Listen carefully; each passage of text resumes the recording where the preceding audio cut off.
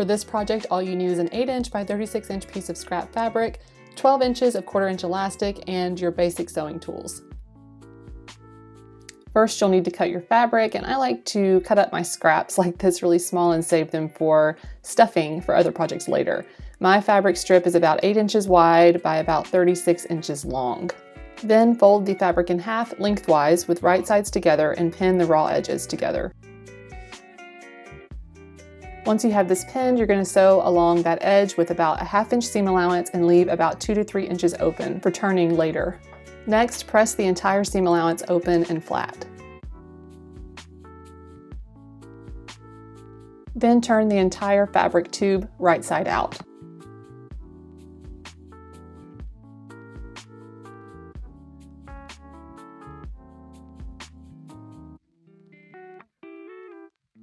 And here is that little opening that we left when we sewed the seam allowance. Now press the tube flat with the seam allowance along the edge.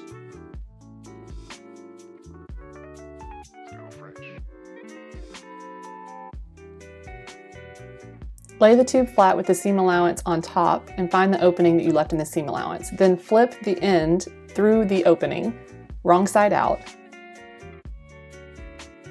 Then fold the opposite end of the tube over and tuck the end into the part that you just flipped inside out.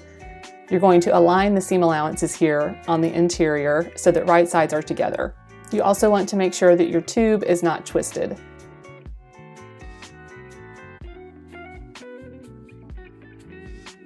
Now you can pin the ends of the tube together, making sure to pin at the seam allowance and on the opposite end to keep everything in place and aligned nicely. And then you're going to take this over to the sewing machine and sew around the perimeter of this with about a 3/8 inch seam allowance. Take your time with this step as it can be a little tricky to get that in there, but this is big enough that it should go pretty smoothly.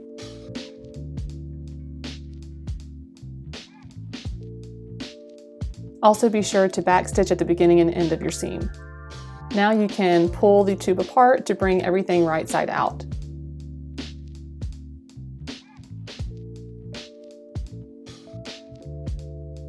Then press the seam allowance flat on both sides.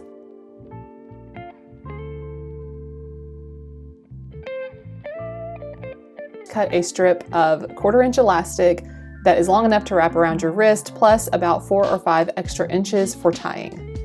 Mine was about 12 inches long.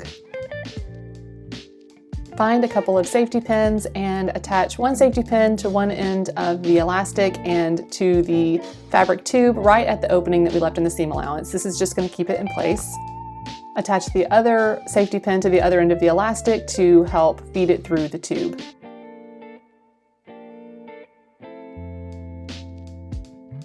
Use the safety pin to help work the elastic through the entire length of the tube and come out at the opening on the other side. Once you reach the opening, pull both ends of the elastic out and remove the safety pins.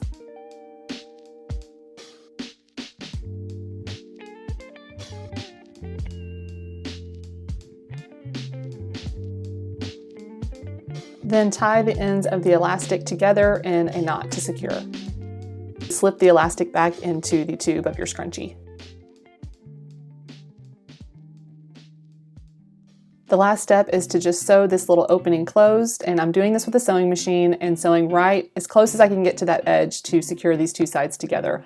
You could also hand stitch this if you wanted to.